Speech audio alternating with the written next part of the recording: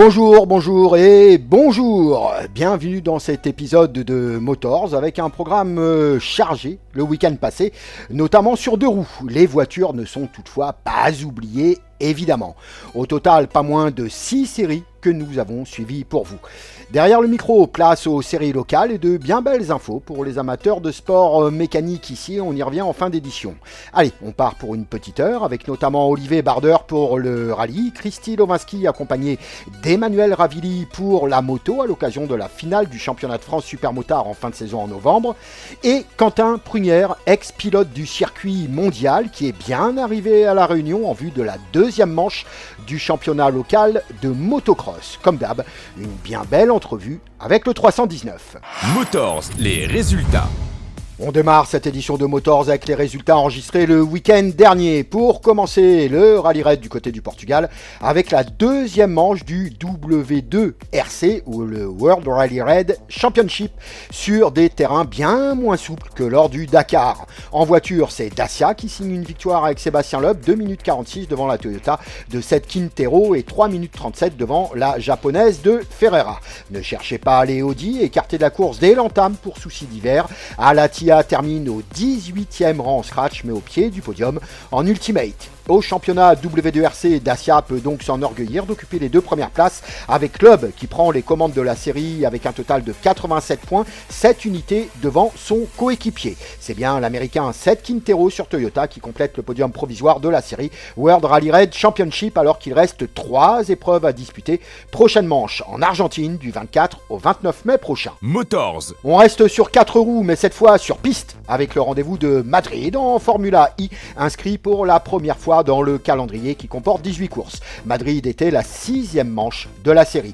Après que Nick Cassidy ait signé la première pole de Citroën Racing, c'est Da Costa qui imposait sa Jaguar dans les rues de la capitale espagnole devant son coéquipier Evans. Le podium était complété par Pascal Wehrlein pour Porsche qui conserve le lead de la série. Au championnat Formula I, justement, Wehrlein est donc en tête avec 83 points devant le Suisse Mortara, 11 points derrière, et Mitch Evans qui totalise 65 points. Prochain rendez-vous pour la série électrique urbaine à Berlin en Allemagne pour un double leader pour les courses 7 et 8 les 2 et 3 mai prochains. Motors. On ouvre la longue page des deux roues avec le Supercross US qui déroulait à Birmingham en Alabama pour la 10e course en catégorie Rennes et le premier showdown en 250 SX. Chez les quarts de litre, justement, la confrontation Ouest-Ouest a tourné à l'avantage de Lorient avec la victoire de Cole Davis devant Hayden Digan et Seth Hammaker. Cette série comptait donc pour les deux conférences et le vainqueur Cole Davis accentue son avance dans la conférence Est avec désormais 89 points, 6 unités devant Seth Hammaker alors que Joe Shimoda, P4 à Birmingham, est désormais 3e dans l'Est avec 9 points de retard sur le leader. Dans l'Ouest, la lecture est beaucoup plus simple. Hayden Digan ajoute les 22 points de sa P2 du showdown à son score et culmine à 165 points, soit déjà 42 de plus que son dauphin provisoire Max Anstie qui ne pouvait faire mieux que P7 à Birmingham. Et Levi Kitchen, 5e à Birmingham, complète le podium occidental avec 47 points de retard sur ce véritable diable de Digan. Motors. Dans la catégorie Rennes SX 450, Hunter Lawrence arrache une nouvelle victoire, sa 3e de la saison, devant un Ken Rogzen revigoré, alors qu'Eli Tomac termine certes loin derrière ces deux-là, mais monte quand même sur le podium en Alabama. Au championnat, Hunter Lawrence confirme donc sa plaque rouge et prend un bol d'oxygène avec un capital de 221 points, soit 9 de mieux qu'Eli Tomac, alors que Ken Rogzen éjecte le champion en titre du podium provisoire avec maintenant un total de 190 points, 31 de retard sur le leader.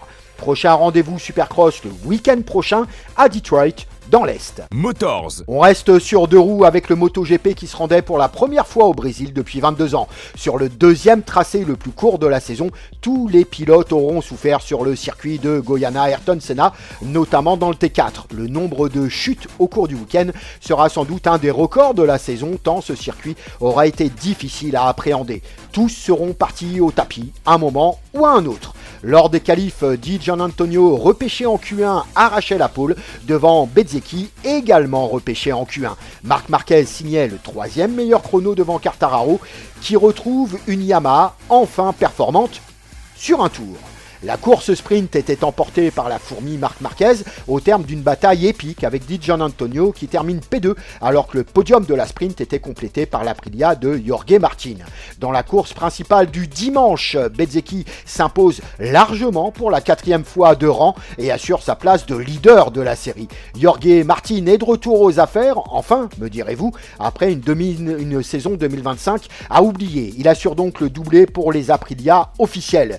Ducati assure son retour sur le podium d'une course avec une Desmosedici GP26, mais c'est le pilote VR46 Di Giannantonio qui assure un splendide week-end devant. Il faut noter la fourmi Marquez. Au championnat, Bezzecchi est évidemment toujours leader avec 56 points, son dauphin provisoire et son coéquipier champion 2024 Jorge Martin avec 11 unités de retard, alors que Pedro Acosta ferme le podium avec 19 points de retard sur le leader et sa KTM. Vous l'aurez compris, aucune Ducati sur le podium provisoire de la série après 2 courses.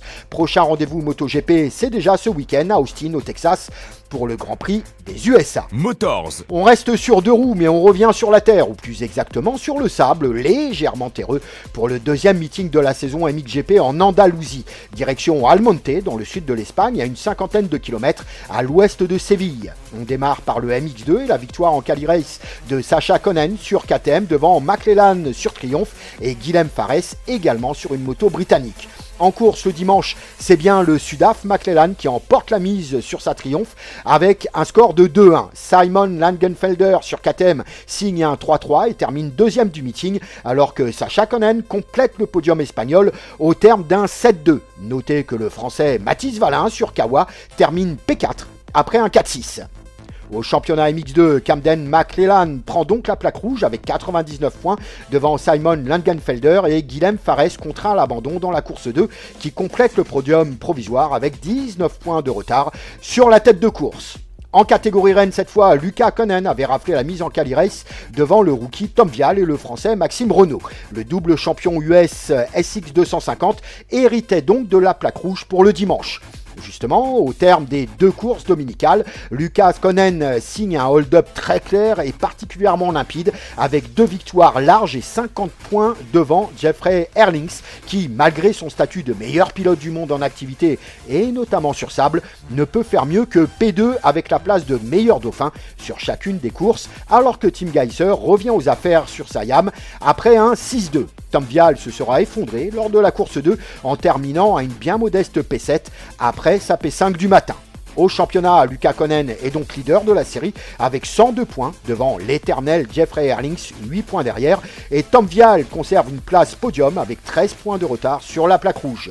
Prochain rendez-vous en MXGP en Suisse à Frauenfeld le week-end prochain. Motors. Enfin, on termine toujours sur 2 roues avec le kick-off du championnat de la Réunion de Monobike, direction la Jamaïque à Saint-Denis avec la présence de Dylan Techer, champion en titre dans la catégorie Rennes Prestige. La semaine passée dans Motors, il nous indiquait rouler avant tout en maxi scoot à la demande de l'un de ses sponsors et nous annonçait que tant qu'à être présent, autant rouler également en catégorie Rennes. Double engagement donc pour le tamponnais qui s'imposait dans chacune des manches disputées avec toutefois un loupé entre guillemets en maxi scoot avec une besace de seulement 95% remplie puisqu'il ne totalisait que 72 points sur les 75 possibles. Cela dit, les chronos en time attack semblaient pour le moins approximatifs et suspects, notamment en maxi scoot. Ceci explique sans doute cela. Le podium en prestige voit la victoire de Dylan Techer, donc avec un carton plein. Son dauphin de la journée est sans trop de surprise Mehdi Sinakuti qui totalise 64 points au championnat, alors qu'Alexandre Fabre termine sur le podium à seulement 2 unités de Mehdi. En maxi scoot, Dylan enlève donc les 2 manches. Son dauphin Mathieu Boucher engrange 55 points au championnat, soit autant que le 3e homme, Kylian Dijou. Pour terminer, le S3 avec Damien Lebon, finalement déclaré vainqueur avec 75 points suite au déclassement de Lucas Muller sur la course 2. Son dauphin est Rudy Bertil avec 64 points devant Lucas Muller qui, du fait de son déclassement lors de la dernière course, hérite de la 3e marche du podium provisoire. À retenir également le passage en catégorie Rennes du courageux jeune Quentin Prunière qui découvre là un autre rythme, une autre machine et surtout un peloton pour le moins accrocheur. Prochain rendez-vous en monobike le 25 avril, toujours sur le circuit de la Jamaïque évidemment. Venez profiter des promotions chez ODR D2S Car Audio au Tampon. ODR D2S Car Audio, c'est la vente et l'installation audiomobile pour votre voiture. ODR D2S Car Audio, c'est les plus grandes marques Pioneer, Hertz, Soundstream, SP Audio. Le vol de voiture n'arrive pas qu'aux autres. Il serait dommage que votre voiture parte sans vous. Protégez votre voiture avec nos alarmes Vodafone Cobra. Devenez les maîtres du stationnement avec nos radars de parking avant et arrière Metasystem et Cobra. ODR D2S Car Audio avec plus de 20 ans à votre service. Retrouvez-nous sur notre site www.autoradio.re. ODR 80 rue Martinelle-Lacet au Tampon. Contact 0692 874 510. Motors, moto. Un être bicéphale qui va organiser cette finale supermotard nationale de la catégorie Rennes à La Réunion, avec Emmanuel Ravili d'un côté et son club, et de l'autre côté, Christy Lomaski. On y reviendra un peu plus tard. On commence par l'aspect sportif.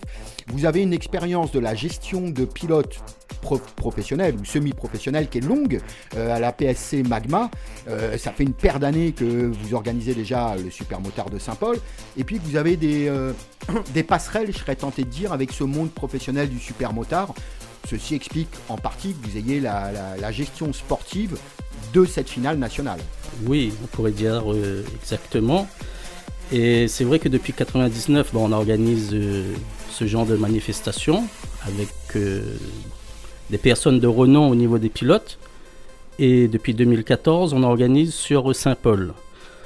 Donc effectivement, on a bien cette expérience aujourd'hui pour répondre aux besoins de la mise en place de la finale du championnat de France 2026. C'est quand même, c'est flatteur d'avoir une finale nationale au niveau réunionnais. Ce sera le bout du bout pour le championnat de France supermotard. C'est la dernière course, c'est vraiment la finale. Sportivement parlant, il y a des impératifs importants. C'est une quinzaine de pilotes qui devraient se déplacer avec une partie de leur équipe, femmes, enfants, on se doute qu'ils vont en profiter. Ce sera le 21 et 22 octobre prochain.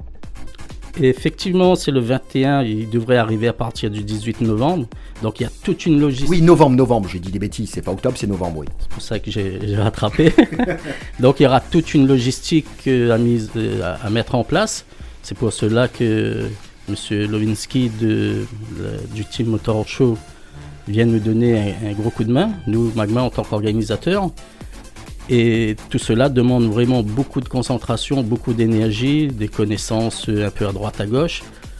Et c'est vrai que voilà, donc on se met au travail à partir de maintenant pour réaliser tout le cahier des charges. Alors c'est un événement qui se déroulera sur la piste de la Jamaïque et beaucoup n'imaginent pas qu'il ne s'agit pas seulement d'aligner des horaires pour telle course. Il y a également tout l'aspect logistique que vous maîtrisez bien à Saint-Paul sur un site occasionnel. C'est la préparation du terrain, l'entretien du terrain entre deux manches. Enfin, c'est toute cette fluidité qui a besoin d'être mise en place. Et effectivement, tout à fait, parce que là, il faudra qu'on retravaille un peu sur la partie terre pour mettre à niveau, on va dire international, au niveau national. Il y a toute la préparation du circuit, même la partie bitume, le gazon, donc tout l'entretien à faire. Donc tout ce travail-là se réalise en amont, donc une semaine, voire 2 semaines avant le jour J, on va dire, le vendredi. Et il y a le moment J, donc à partir du vendredi, samedi, dimanche, où là il y a toute la logistique des officiels, des organisateurs, du staff, la gestion du public, etc. à mettre en place, à contrôler. Et par la suite, il y a la fin de course où il faudra tout ranger. Et là aussi, ça demande beaucoup de temps à remettre tout ça en place. Oui, parce que c'est une des particularités de cette finale nationale, c'est que ce week-end du 21-22 novembre, ce n'est pas qu'une finale nationale, il y a également en doublure une manche du championnat de la Réunion le samedi. C'est quasiment 2 fois plus de boulot, c'est une préparation énorme. Les pilotes du championnat de France ont l'habitude d'arriver la veille, faire leur press day, leur test, découvrir la piste, etc. C'est-à-dire que l'événement à la Jamaïque, ce sera finalement vendredi, samedi, dimanche, là, sur 3 jours pleins. Oui, ça va être sur 3 jours parce que comme il y a également, on va dire on souhaite réellement que les Réunionnais participent à cet événement très important. Et on veut justement scinder l'équipe de la Réunion avec l'équipe de Métropole. Donc faire participer un maximum de Réunionnais dans la compétition. A priori, on parle de 5 wildcards. Oui, qui vont courir avec la catégorie S1, donc venant de métropole. Et le reste va jouer le championnat de la Réunion. Donc cette manche-là va compter également pour le championnat de la Réunion, lorsqu'il y aura la finale une semaine plus tard sur Saint-Paul. Donc ils auront également cette manche-là pour en découdre. Bon, la fin d'année s'annonce agitée pour la PSC Magma, pour le moins. Juste rapidement, vous avez une idée du tracé que vous allez retenir déjà? Vous avez commencé à y penser? Je suppose que c'est Pascal qui s'y est collé. Et évidemment, on va en rajouter, on va faire un truc compliqué. Il y a une volonté de modifier un peu, ou alors la priorité reste la Réunion? Oui, on sera bien obligé de modifier dans le sens où il faut adapter le circuit à un niveau national. Donc à partir de là, effectivement, Pascal a déjà réfléchi avec Christy à une évolution de la partie terre. Et le circuit sera dévoilé en temps voulu. Voilà, on y reviendra. Christy, dont on vous parle, c'est quelqu'un qui adore le micro. Vous pouvez pas imaginer à quel point. C'est Christy Lewinsky, vous l'aurez compris, du team Motor Show. Christy, le premier truc, c'est que déjà, on a l'habitude de collaborer très étroitement avec la PSC Magma. Ça a été le cas lors du Super Motocross à Saint-Denis, en sortie de Covid. C'est également été le cas, par exemple, sur différentes manches, cette fois-ci chez la PSC à l'occasion du Super Motard de Saint-Paul, où vous avez l'habitude de bosser ensemble. Enfin, la PSC s'occupe vraiment de l'aspect sportif, logistique, etc. Et toi, c'est combler tout ce qui va bien autour. Ça déleste d'autant la PSC, ça leur permet d'être focus sur l'aspect purement sportif finalement. Qu'est-ce qu'on prévoit du côté du team Motor Show? Comme d'habitude, Christie's Motor Show, il est connu pour le show, c'est comme ça. Donc au programme, moi c'est plus la logistique au niveau hôtellerie, voiture lock, le transport, le parking pour les horaires, surtout pour parquer leur véhicule en fait. Et le manger qui est essentiel, je te le rappelle. Le manger, ça c'est signé Christie's Motor Show. Bon, rapidement, la marque de fabrique, on l'a vu à plusieurs reprises, ça peut être du FMX, ça peut être du drift, parce qu'on sera sur la Jamaïque. Tu as différentes personnes avec qui tu es habitué de collaborer. En tout cas, c'est permettre aux spectateurs de passer un bon moment non-stop, au-delà de l'aspect sportif, c'est-à-dire ramener des gens qui sont pas forcément aficionados à 100% de la moto, mais qui viennent découvrir la moto finalement, avec tout ce qu'on met en place autour. Alors moi j'ai prévu un gros show en fin d'année, parce que je pense, ce sera mon avant-dernier événement. Il nous dit ça à chaque fois. Non, c'est l'avant-dernier. Je dirais c'est quoi le dernier. Et là en fait il y aura du FMX, il y aura du drift, il y aura du stunt, il y aura aussi Saïd Goulamali qui va venir avec sa voiture unique là, qui fait le run. Et après, c'est tout, je pense, pour l'instant. Enfin, il va quand même y avoir... T'as l'habitude d'envisager du concert, des scènes ouvertes, éventuellement des battles, DJ, ce genre de trucs. Ça mûrit, parce que là, on aura les médias nationaux qui seront là. On a quand même nos spécificités réunionnaises à mettre en avant. Alors, en fait, le fait que tu me dises ça, c'était automatique pour moi. C'est déjà prévu. Donc, en fait, avant les 30 minutes de délai pour les résultats, il y aura un concert. Voilà, et puis on envisage d'en rajouter, pourquoi pas le vendredi soir, le samedi soir, enfin tant qu'on a la place, le terrain, une bonne sono, un podium et de la lumière, à la limite, il n'y a pas de limite quoi justement. Ouais, voilà, c'est nos limites. Alors surtout là pour l'instant je suis en train de bosser sur comment dire ça, sur le tracé, mais pas sur le circuit, carrément sur la route. Parce qu'il n'y a pas de place en fait de parking sur la Jamaïque. Là, j'ai prévu peut-être des navettes exprès du Stade de l'Est, Carrefour, Nordève, gratuitement pour tout le public. Est-ce qu'on envisage d'élargir un peu le dispositif pour aller récupérer des gens de l'autre côté de Saint-Denis, comme on le fait par exemple pour le Tour Auto sur la spéciale de Trois-Bancs? On ramène des gens potentiellement de l'autre côté de la ville, du côté est, pour les ramener sur Trois-Bancs. Est-ce que là, ramener des gens du côté ouest, je pense, je sais pas, au quartier de la Source, Belle-Pierre, etc., avec un système de navette, il y a un bel outil qui s'appelle Citalis quand même à Saint-Denis. Oui, bien sûr, j'ai déjà pensé. Moi, je suis originaire de la Source, Konzo. J'aimerais que mon quartier vienne me voir. Enfin, te voir toi, honnêtement, on n'a rien à voir quand on te voit toi. Me voir déjà me faire mes cascades de folie. Et en plus de ça, de ramener honnêtement, on est dans un quartier populaire. Il y a quand même des personnes qui sont défavorisées. Ils vont avoir leur place gratuite et ils vont venir regarder le spectacle. Voilà, il faut que ce soit un spectacle populaire, ça aussi c'est important. Au niveau APSC, on le sent systématiquement sur vos organisations à Saint-Paul, la fête doit bénéficier et privilégier au plus grand nombre. C'est seulement comme ça qu'on arrivera à revenir à des chiffres un petit peu plus cohérents au niveau de la participation de nos divers championnats, parce que honnêtement, depuis Covid, ça s'effrite, ça va pas quoi. On est loin de ce qu'on a connu à La Réunion en termes de participation sportive. Oui, voilà, le mot vient d'être dit, c'est la fête de la moto, c'est la fête du sport mécanique avant tout, et tout ça va inciter justement à relancer un peu la machine. La semaine d'après, vous aurez le super motard de Saint-Paul. Enfin, comment vous allez faire face à ça? Il y a suffisamment de monde à la PSC ou alors l'heure est venue d'appeler éventuellement de bonne volonté? On a l'habitude de gérer ce genre d'événement. On a l'habitude de recevoir du monde, même parfois de dernière minute. Mais bien entendu, toute personne susceptible de vouloir intégrer Magma pour donner un coup de main sont les bienvenus. Ça va être, on va parler clairement, ça va être 3 semaines non-stop. Le dimanche soir, vous pliez le dispositif à Saint-Denis. Le lundi matin, il faut déjà être sur la piste de Saint-Paul en train de bosser, quoi. Voilà, et c'est pour ça que Christy va nous donner un sacré coup de main. À Saint-Paul aussi. À Saint-Paul aussi. C'est pour ça qu'il ne prend pas sa retraite ce dimanche-là. Bon, honnêtement, on s'attend à avoir davantage de participants, justement, parce qu'il y a la catégorie reine du super motard qui vient de métropole. Tu penses qu'on aura davantage de Réunionnais qui voudront venir disputer ce championnat spécifique? En général, quand on organise un événement avec des pilotes invités, c'est là où les Réunionnais répondent présents, en nombre. Donc a priori, oui. A priori, oui. Motors is back. On a un champion derrière le micro aujourd'hui. Alors autant 2024 avait souri à Olivier Barder avec le titre de champion de la Réunion, 2025 n'a pas été du même acabit avec nombre d'indisponibilité professionnelle, changement de copilote. Enfin, ça n'a pas été un long fleuve tranquille 2025, Olivier. Oui, bonjour à tous. Effectivement, 2025 c'était très très compliqué pour moi.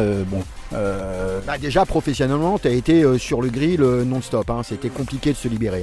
Effectivement, professionnellement, c'était compliqué. Après, on a commencé à avoir des petits pépins sur la voiture. Et voilà, j'ai dû stopper un petit peu la saison à un moment donné. J'avais un petit peu ras-le-bol sur certaines choses. Donc, j'ai décidé de tout arrêter, de claquer la porte. Et voilà, redémarrage pour 2026. Sur quelques courses et plus si affinité. Bon, alors vous le verrez pas parce qu'on est en radio, néanmoins tu te portes plutôt pas mal. On en a profité pendant cette pause pour prendre quelques kilos, dis donc, mon cochon. C'est ce qu'on dit, mais là je vais essayer d'en perdre un petit peu pour essayer d'avoir la forme quand même pour le rallye. Parce que voilà, moi j'aime bien me donner à 100% de mes capacités. Et voilà, il va falloir que je retravaille un petit peu le physique et on verra bien ce que ça va donner. Bon, 2026, tu l'as dit, quelques épreuves et plus si affinité. Ça veut dire qu'on démarre par le Petit Île 2 et 3 mai prochain. Après le Tour Auto, je suppose que tu as volonté de t'aligner. Tu comptes faire combien? C'est quand tu dis 2 ou 3, c'est 2 ou 3 ou c'est 3, 4, voire 5, 6? Ça dépendra des résultats de chaque rallye, on va dire. Parce que là, moi, j'ai fait aucune démarche au niveau des partenaires, etc. Là, j'ai un copilote qui m'a fait une proposition que j'ai acceptée pour un ou deux rallyes. On verra bien si on arrive à boucler les budgets pour aller plus loin. C'est un copilote que je pense connaître peut-être, qui a déjà copiloté à bord d'une Subaru, non? C'est pas lui? Non, pas du tout. Là, c'est le copilote que tu me parles là. On a déjà fait un rallye aussi avec l'année dernière. Mais là, il ne m'a pas fait de proposition. Donc il y a quelqu'un d'autre qui m'a fait une proposition. Donc j'ai accepté là pour quelques rallyes. C'est encore un débutant que tu prends en charge ou c'est quelqu'un qui a déjà de la bouteille? Ah non, c'est quelqu'un qui a de la bouteille. Il est débutant maintenant. Voilà.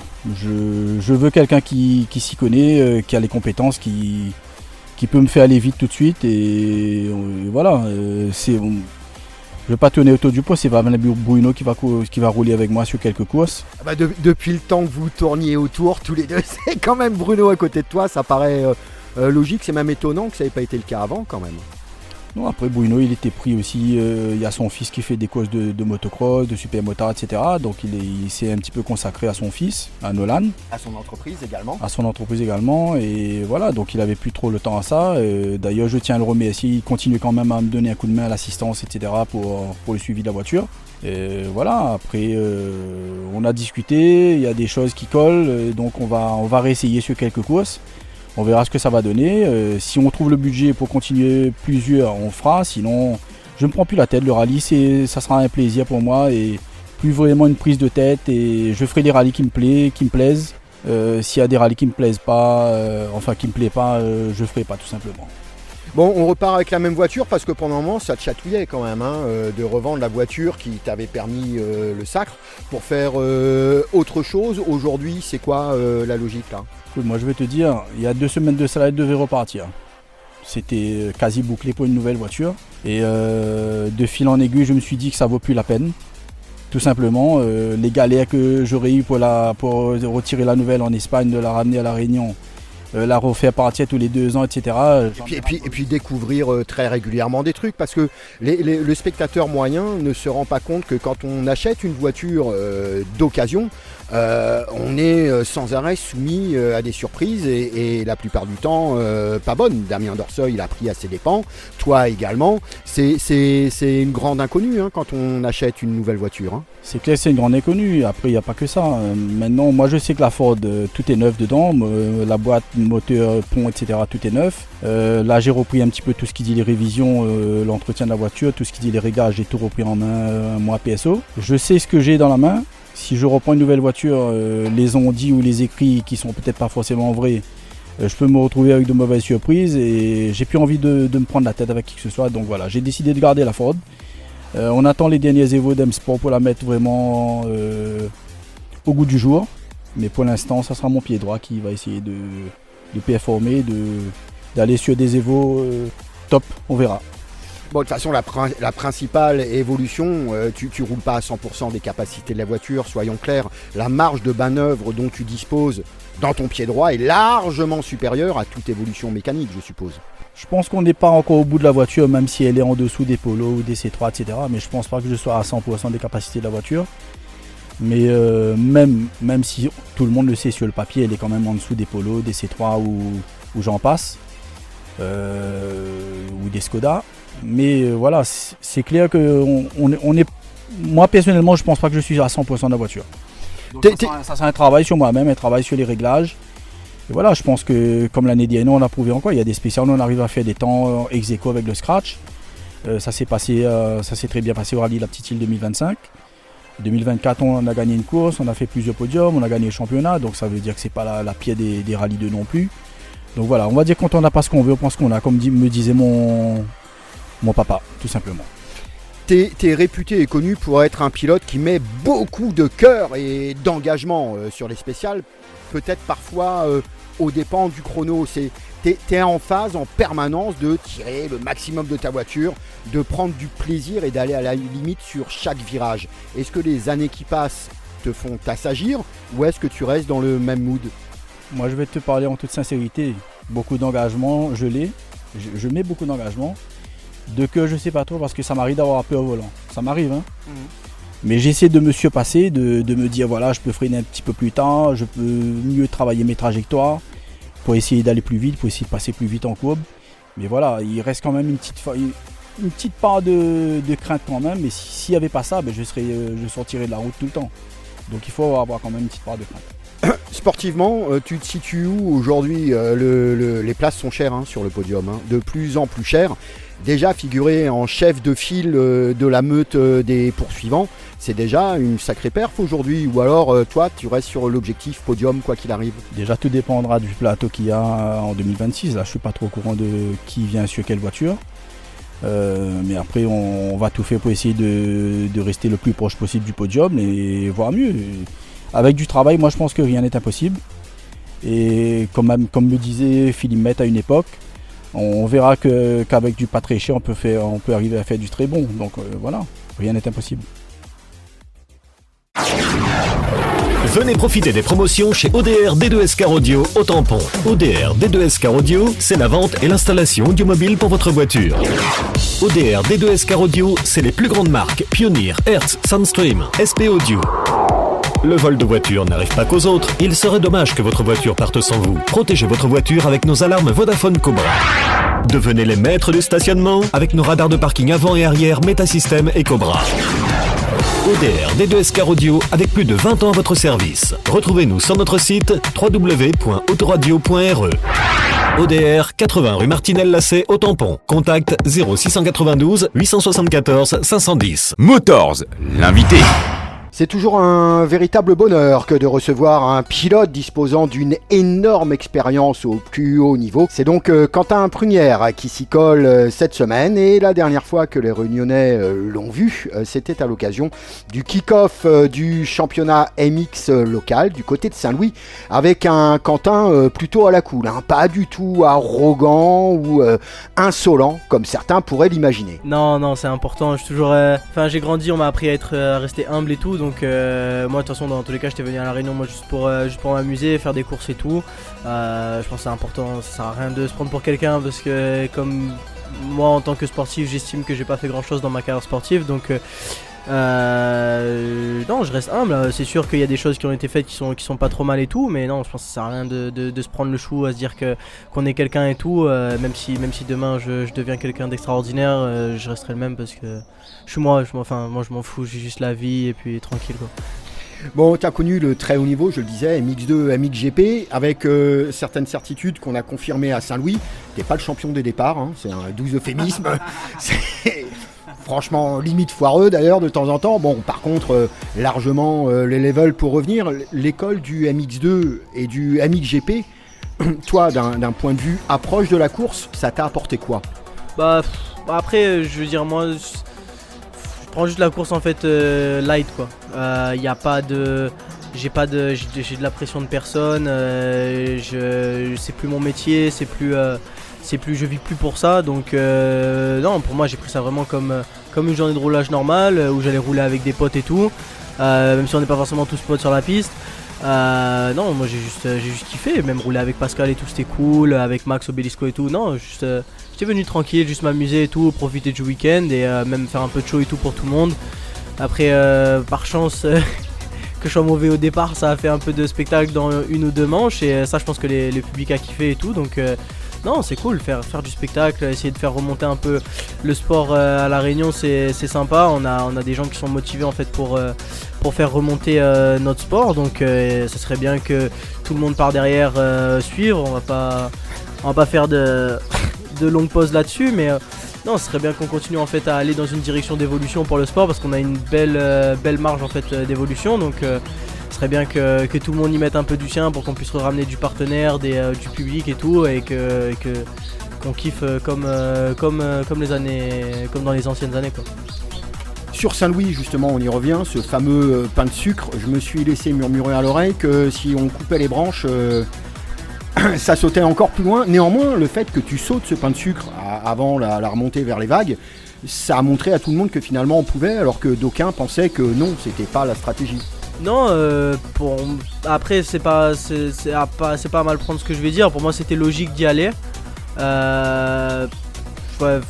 J'ai pas trop vu forcément le danger et tout. Après, c'est pareil, j'ai pu faire du supercross avant. Il y a eu de l'expérience sur les sauts et tout, donc oui, c'est sûr. Je pense que d'y aller dans la deuxième, ça y va. Après, c'est pareil, ça sert à rien de vouloir se faire mal ou faire des trucs comme ça. Moi, j'aime les sauts, j'aime m'amuser et tout, donc non, si j'ai vu un saut qui est un truc qui est faisable, je vais le faire large. Je m'en fous. Je m'en fiche de ce que les gens vont penser, dans le sens où c'est un fou, c'est un ci, c'est un là. Moi, je le fais juste pour m'amuser, je le fais pas pour impressionner les gens. C'est juste parce que je kiffe faire ça, et du coup.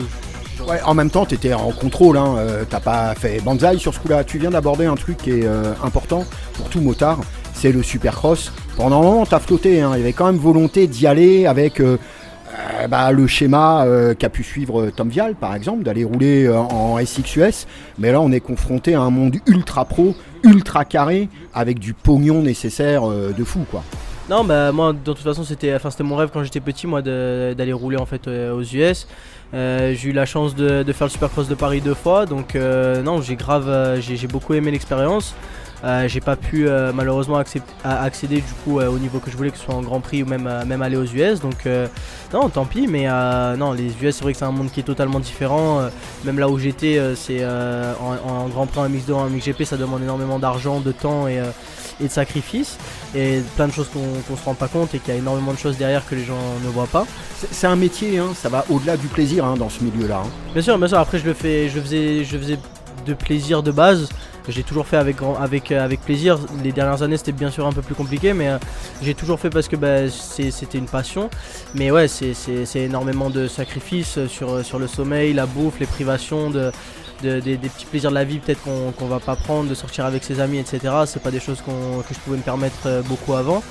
Et ouais, non, si c'est quelque chose c'est un travail en fait 24h/24, parce qu'on doit soigner notre récupération, pas trop être sur les téléphones, beaucoup s'entraîner physiquement, bien manger. En fait il y a tout, et en fait il faut vraiment qu'il y ait tout qui soit carré derrière pour que ça marche le week-end, quoi.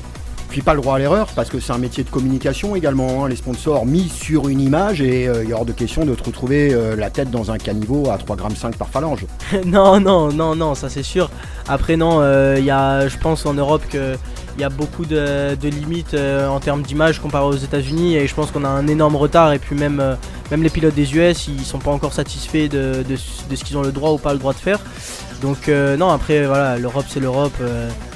Ils sont, c'est, comment dire ça sans être vulgaire, je sais pas si c'est l'ouverture d'esprit ou bien en fait la liberté. Les pilotes, je pense qu'ils n'ont pas forcément le droit d'être eux-mêmes, ce que je trouve un petit peu dommage.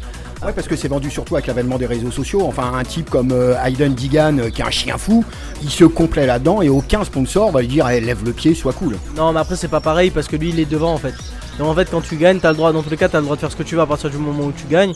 Donc non, après c'est pareil, notre sport il est très carré là-dessus. Quand on regarde la Formule 1, ils sont beaucoup plus détendus là-dessus, que les pilotes ont le droit de s'habiller comme ils veulent, ils ont le droit de faire un peu plus de choses. Ils ont même le droit de dire des conneries parfois. Ils ont même le droit de dire des choses pas cool des fois. Et je pense qu'en fait c'est ça qui fait quand même la beauté du sport, même dans le basket, le football, etc. En fait je pense que le cru c'est ce qui attire les gens, et c'est dommage qu'aujourd'hui dans notre sport en fait on barricade tout ça. Ouais, quand c'est trop lissé ça peut pas fonctionner. Rapidement, toi t'as dû mettre fin à ta carrière pro pour raison de santé essentiellement, non? En fait j'ai eu des problèmes de santé quand je devais aller du coup faire le WSX, le championnat du monde de Supercross. Et en fait après ça j'ai quand même continué en fait à y croire, donc à travailler pour pouvoir revenir après. Puis après en fait les opportunités que j'avais, c'était pas des opportunités qui me convenaient à moi en termes financiers ou en termes de ce qu'il y avait autour. En fait je dis que voilà, après l'année compliquée que j'avais passée, et puis après être allé chez SR, avoir vu un peu comment ça se passait du coup dans un team où c'était vraiment carré, je me suis dit que ça servait à rien que je reparte pour faire du mondial, pour remettre ma famille dans des situations difficiles financièrement, moi ne pas me construire un avenir à côté, etc. Et je voulais pas survivre de la moto, moi je veux vivre de la moto et pas en survivre. Donc non voilà, j'ai fait le choix de pas prendre. En fait pour moi je considère pas ça comme l'abandon de mon sport. Pour moi j'ai juste simplement pas réussi en fait, donc pour pas utiliser le mot échouer, pour moi j'ai pas réussi dans mon sport, donc j'ai juste changé de voie et limité les dégâts, parce que je trouvais que d'aller en Grand Prix et de faire 15ème ou même 10, 11, 12 ça m'intéressait pas, et c'est soit je voulais le faire à 100% et avoir du résultat, soit rester à la maison, faire autre chose et pouvoir me construire une vie par derrière. Bon, avant de revenir sur le niveau local, j'ai une question concernant le MXGP. Ce week-end, on va à Frauenfeld, en Suisse, qui a un terrain, mais autant tu dis que la Ravina Malheur c'est dur, Frauenfeld c'est limite du béton. Une semaine après Almonte en Espagne, qui est dans le sable version Touquet quasiment, ça implique une préparation physique, tu l'abordais tout à l'heure, c'est juste dingue quoi. Bien sûr. Non, après, je veux dire, toute l'année on s'entraîne pour tout. Je veux dire, les pilotes en Grand Prix, je m'inclus plus dedans, mais les pilotes en Grand Prix ils s'entraînent en fait tout le temps dans tout type de sol, dans tout en fait, et ils sont prêts à tout, on est prêt à tout en fait. Même à gagner le Touquet. À tout, non, peut-être pas au Touquet, parce que là on demande du lent. Tu l'as fait quand même hein. Oui, moi je l'ai fait sur 1h30, donc ça demande pas la même préparation, la piste est plus courte et puis la piste est beaucoup plus plate.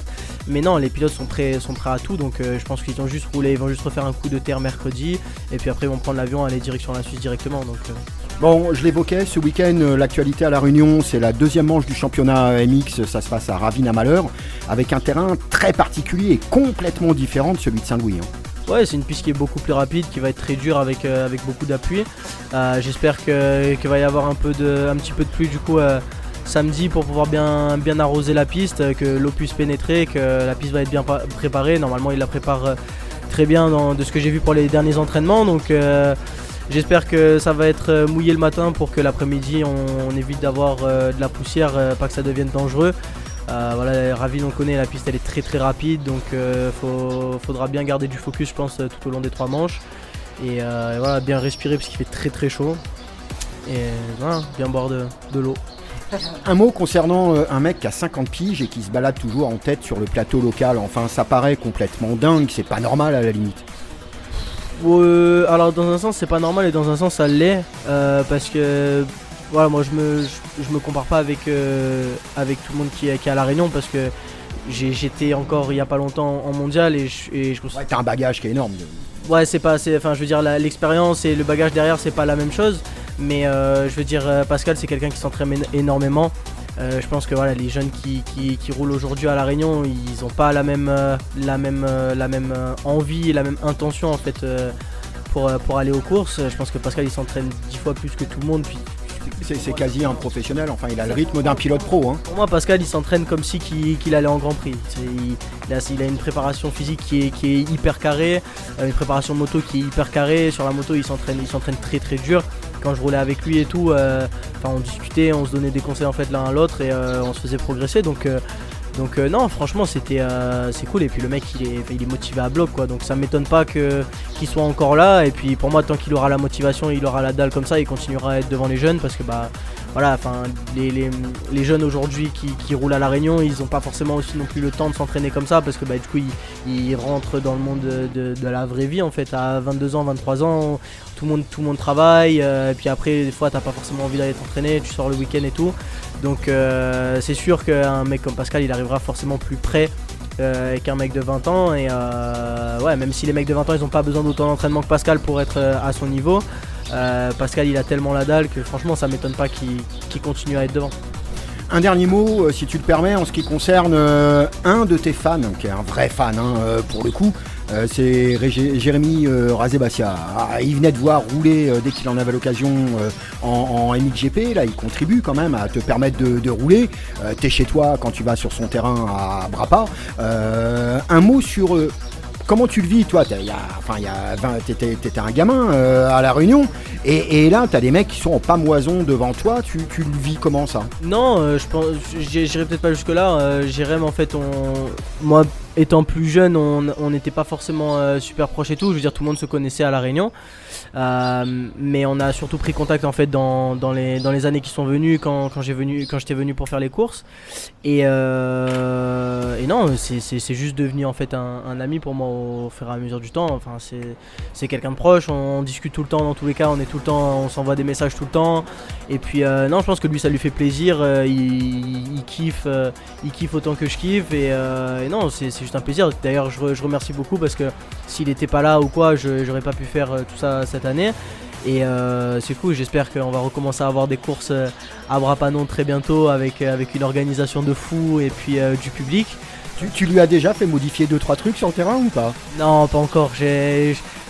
Vu que je suis pas tout le temps ici et tout et que du coup maintenant j'ai mon taf à côté, je prends pas trop le temps de vraiment le pousser à le faire. Mais j'en avais parlé un petit peu dans le temps à faire des modifs et tout. On a eu beaucoup d'idées mais qu'on n'a pas forcément mis à plat parce que lui aussi voilà il bosse et tout. Mais non, franchement c'est à Brapanon, c'est une des meilleures pistes qu'il y a sur l'île, si c'est peut-être pas la meilleure. C'est toujours top arrosé, même quand un entraînement où je roule tout seul, la piste elle est aux petits oignons. Puis pour les spectateurs, c'est un top spot quoi. On voit tout. Non, pour les spectateurs, pour moi en termes de visibilité, pour les spectateurs c'est le mieux. Ils voient tout, ils ont une vision sur toute la piste, ils peuvent tout suivre au détail. Et puis non, franchement pour moi Brapanon c'est une des courses qui manque au championnat cette année. Et puis j'espère qu'ils vont pouvoir refaire et que les choses vont simplement évoluer. C'est la dernière fois qu'on te voit à La Réunion là, à Ravine-à-Malheur, en tout cas en course, ou il y a volonté d'en rajouter? Non, moi j'aimerais bien revenir. Après c'est pareil, comme j'ai dit, je bosse beaucoup. Je travaille pas mal, même si ce que je montre c'est que je fais le branleur un peu, mais même si ce que je montre c'est très calme et on dirait que je vis une vie de vacances. Non, je travaille beaucoup, donc on verra en fonction de aussi ce qui est possible financièrement, parce que de prendre les billets d'avion et tout, c'est pas de tout repos, même si on a des gens qui sont là pour nous aider derrière, comme Jérémy par exemple. C'est pas forcément facile, donc non, je vais essayer de revenir sur certaines courses. Si je loupe des courses et tout, c'est pas grave, mais si franchement j'ai l'occasion de revenir, je reviendrai, ça c'est sûr à 100%. Motors, rallye. Allez, pour terminer cette édition de Motors, on va parler rallye réunionnais, parce que chez nous, même l'ouverture de saison ressemble à un parcours de slalom administratif. Initialement prévu les 18 et 19 avril, le RPI 26, le rallye de Petite-Île 2026, a glissé de 15 jours. Il se disputera finalement les 2 et 3 mai prochains. Pour tout vous dire, compte tenu du drame d'octobre 2025, des nouveaux process à mettre en place et bien évidemment de la priorité préfectorale donnée aux élections municipales, j'étais pour le moins circonspect sur la date initialement programmée. Début février, une petite missive de la préfecture est venue gentiment rappeler à l'organisateur que la préfecture avait la main et que la priorité du moment n'était pas l'étude des documents transmis pourtant en temps et en heure par l'organisateur. Message reçu 5 sur 5. La nouvelle date est donc actée, 2 et 3 mai. Mais attention, la montée en charge des exigences préfectorales est spectaculaire. Il faut désormais conventionner avec les FDO, police, gendarmerie ou police municipale, voire les trois pour certaines épreuves, ainsi que le SDIS. Un joli retour aux sources, comme on dit. Les services de l'État collés au PC course avec présence physique systématique. L'intérêt, une réactivité accrue en cas de pépin et des rapports humains bien plus efficaces que de simples échanges téléphoniques en cas de crise. Le progrès serait-il finalement d'utiliser des méthodes anciennes qui ont fait leurs preuves ? Dans ce cas, oui, tout miser sur le distanciel n'est pas toujours le plus pertinent. Reste une petite interrogation en suspens pour cette ouverture de saison. Après l'accident tragique du 26 octobre 2025 à Saint-Joseph, certains anti-rallye ont vu là l'occasion en or de venir vomir leur haine sur la place publique. Et soyons francs, certains médias se sont fait un plaisir d'être leur haut-parleur. À ces médias charognards, je ne dirais qu'une chose, que le meilleur accueil des Poiquets vous soit réservé sur les listes noires de tout amateur rallye qui se respecte. Cela dit, on ne peut pas balayer d'un revers de main le risque que ces anti-rallye se regroupent et tentent de pourrir la fête. Face à la passion débordante et nettement plus nombreuse des amateurs de rallye sur l'île, on flirte dangereusement avec le trouble à l'ordre public. Les services sont attentifs, très attentif. L'organisateur a quand même le feu vert pour continuer, à condition de répondre évidemment aux nouveaux critères de conventionnement, de boucler un dossier impeccable pour la grand-messe préfectorale, la fameuse réunion de sécurité, et de passer le passage obligé du CDSR.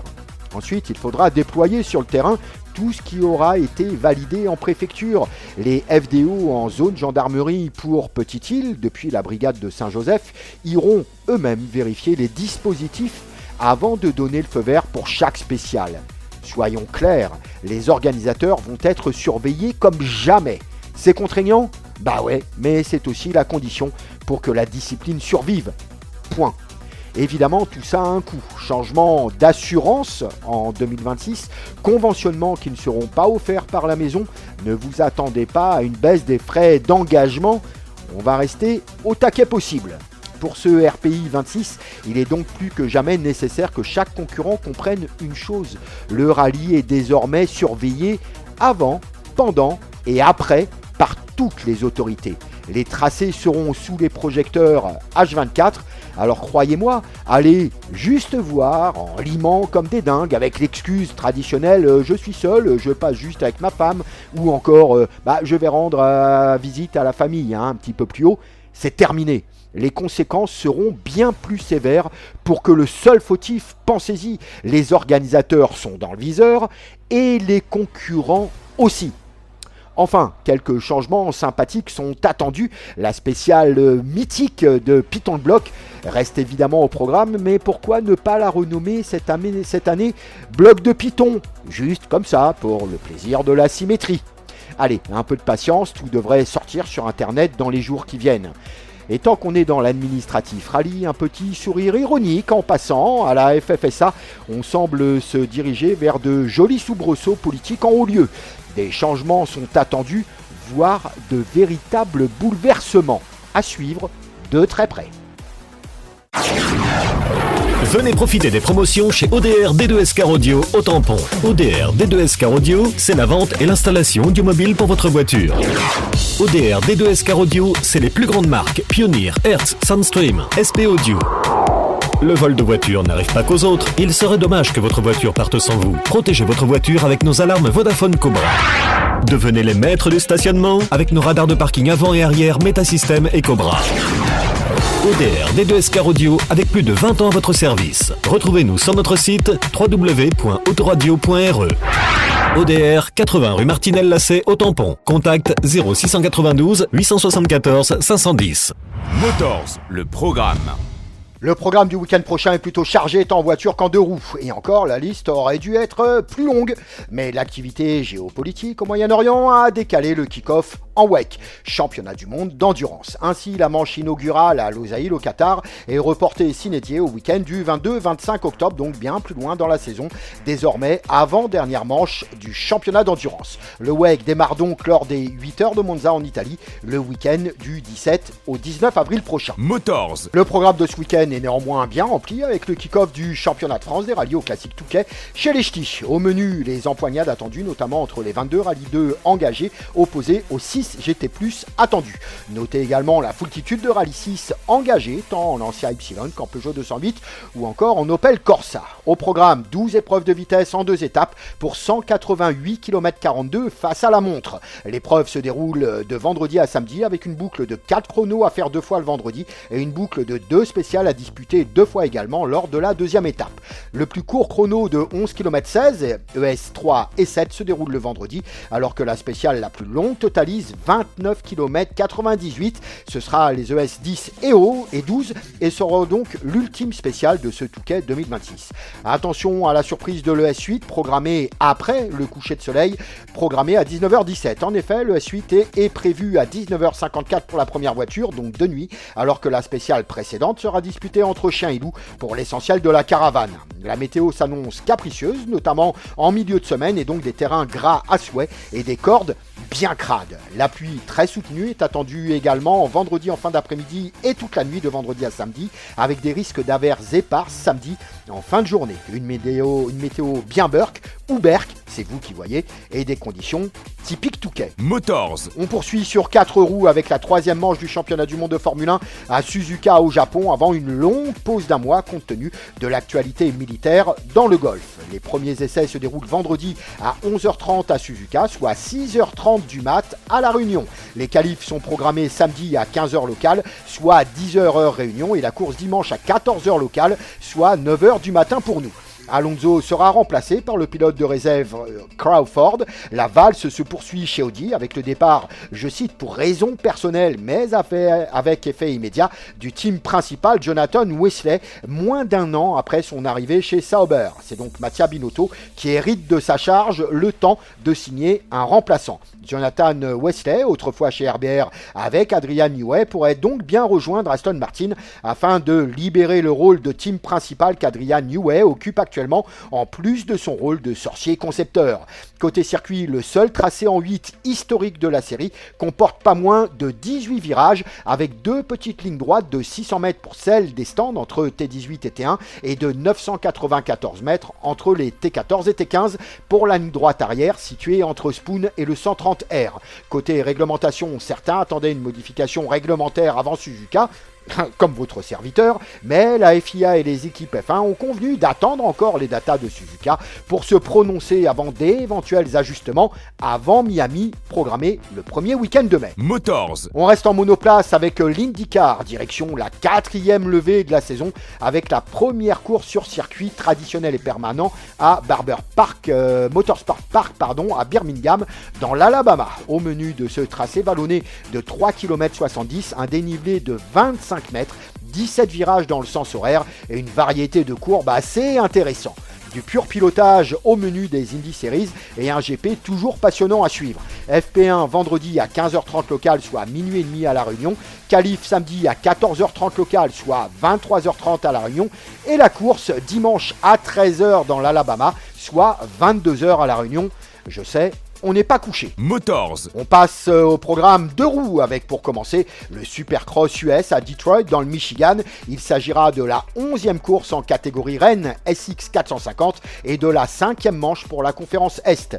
Début des hostilités à 19h locales, soit dimanche matin à partir de 3h du matin chez nous à La Réunion. Motors. Ça roule également en MotoGP à Austin au Texas pour le Grand Prix des Amériques. On part donc chez les Cowboys pour la 3e confrontation de la saison. 5 km 513 au menu avec ses 20 virages. On tourne dans le sens anti-horaire à Austin avec un relief marqué de plus de 40 mètres. Les images y sont toujours magnifiques pour peu que la météo soit de la partie. Designé par l'inévitable Hermann Tilke, Austin est un tracé moderne avec une variété de courbes toujours très intéressante. La ligne droite en montée développe 1200 mètres et la course principale déroulera 19 tours. Au programme FP1 vendredi à 10h45 local en MotoGP, soit 19h45 chez nous.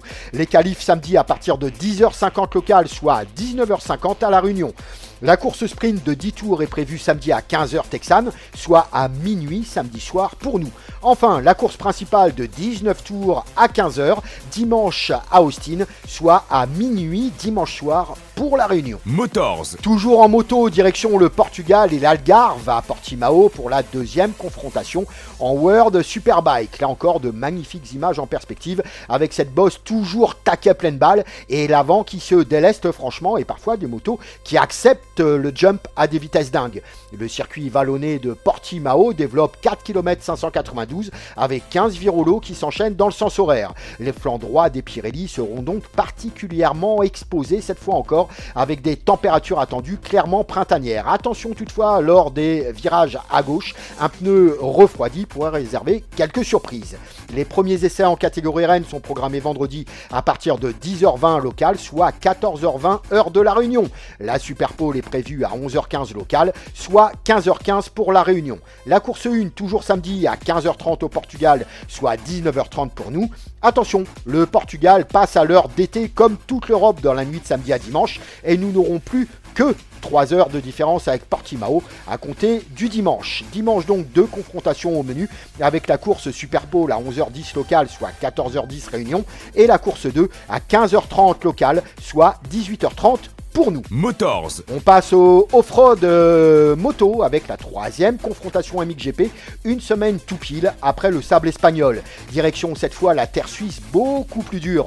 On se rend ce week-end à Frauenfeld et son terrain terriblement dur, on dirait du béton, un tracé particulièrement exigeant tant pour les machines que pour les riders. On rentre dans le vif du sujet avec les confrontations suisses, toujours âprement disputées. Les premiers roulages pour des essais MX2 samedi à 10h30 local et donc 13h30 pour La Réunion. Cali Race en MX2 samedi à 16h35 local, soit 19h35 Réunion, et en MXGP à 17h25 en Suisse et donc 20h25 à La Réunion. Attention, on passe à l'heure d'été en Europe dans la nuit de samedi à dimanche avec justement les courses en MX2 à partir de 13h15 local, soit désormais 15h15 pour nous, et en MXGP à compter de 14h15 pour la course 1 en Suisse, soit 16h15 pour La Réunion. Honnêtement, 30 minutes plus quelques tours sur ce tracé exigeant, ça va réserver quelques surprises en fin de chaque confrontation à Frauenfeld. Motors. Enfin, last but not least, la 2e manche du championnat réunionnais motocross avec le team B2R qui investit le circuit Ravine-à-Malheur Pascal Ravenne.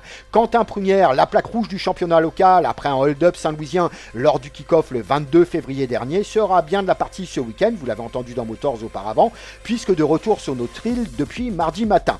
Au menu, un gruppetto plus affamé que jamais et un pilote Honda Team Razebassia, véritable référence du MX qui donnera le là malgré une farouche volonté de tout le monde de tenter de lui coller aux bottes. De la pluie est attendue samedi et quelques averses sont possibles dimanche après-midi. Un sacré spectacle en perspective parce que Ravin à Malheur boueux, c'est toujours assez, spécial.